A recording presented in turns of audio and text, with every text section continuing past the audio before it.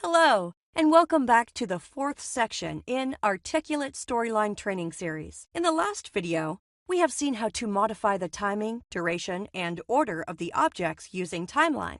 In this video, we will take a look at the two elements of timeline, playhead and cue points, which are perhaps the most used while synchronizing audio in Storyline. Let's see them with the help of this sample slide.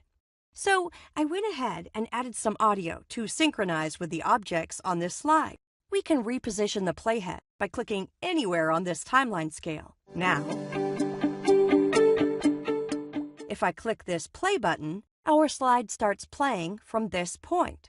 Apparently, you would want these bullet points to appear in sync with the audio. To do so, we can quickly press spacebar in our keyboard, or click pause button when the audio starts reading the first bullet point. Now we can right-click on the first bullet point and select Align to Playhead option. This will set the start time of this object to the time where the playhead is currently positioned. Once done, we can click play and repeat these steps to synchronize rest of the slide.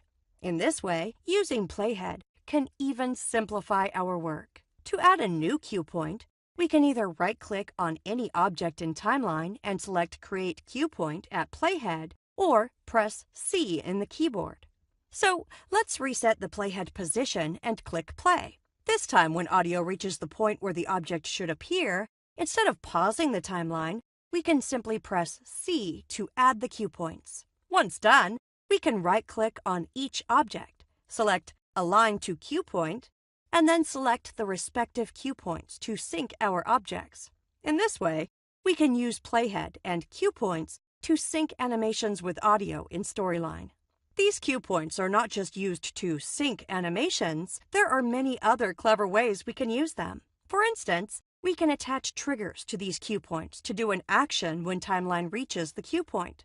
As these cue points can be dragged, we can change when the trigger must be fired without making any changes to the trigger itself. We will see this in detail under the Triggers section. With this, we have come to the end of this video. In the next video, we will learn how to modify the audio and video files in Timeline.